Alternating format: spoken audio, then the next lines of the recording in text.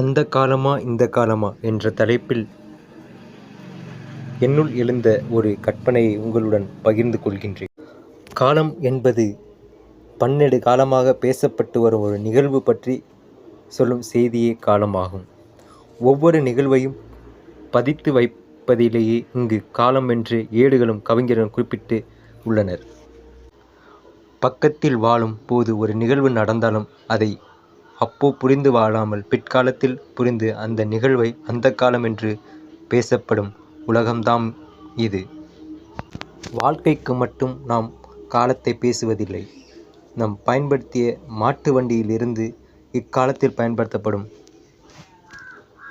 4 சக்கர வாகனங்கள் வரை பேசப்படுகின்றன. இப்போது அந்த காலத்தின் நிகழ்வில் ஒரு சில வரிகள்.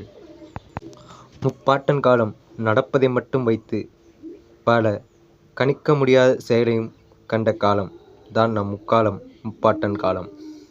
வான் நிலவு பார்த்து விவசாயம் சொன்ன காலம் அந்த காலம்.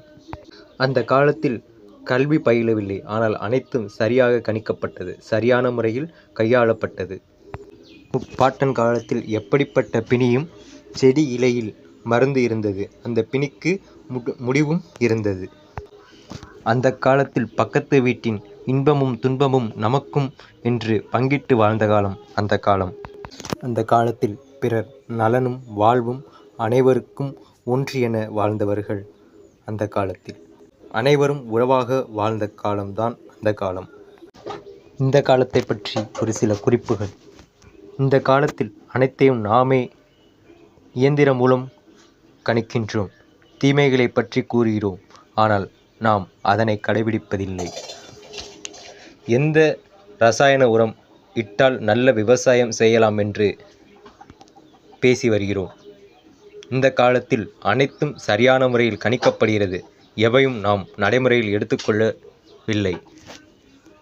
இந்த காலத்தில் பிணியும் உள்ளது, பிணிக்கும் மாத்திரை மருந்து சாப்பிட நேரமும் தீர்மானம் செய்யப்பட்டுள்ளது. இந்த காலத்தில்தான் வீட்டில் என்ன நடந்தாலும் நமக்கு என்னவென்று ஒதுங்கி செல்லும் காலம்தான் இந்த காலம். இந்த காலம் தன் உடலுக்கும் உயிருக்கும் உள்ள உறவை மட்டுமே வைத்திருக்கிறார்கள். பிறரின் உள்ளத்தில் உள்ள அன்பை புரிந்து கொள்ளாத காலம்தான் இந்த காலம். இப்பகுதியின் சுருக்கம். காலங்கள் இங்கு மாறவில்லை, காலத்தில் வாழ்ந்த மனிதர்கள்தான் நாம் இங்கு மாறிவிட்டோம். மனமாறி வாழ்கின்றோம். காலத்தில் உதிக்கும் சூரியனும் சந்திரனும் இங்கு காலத்தை மறக்கவில்லை.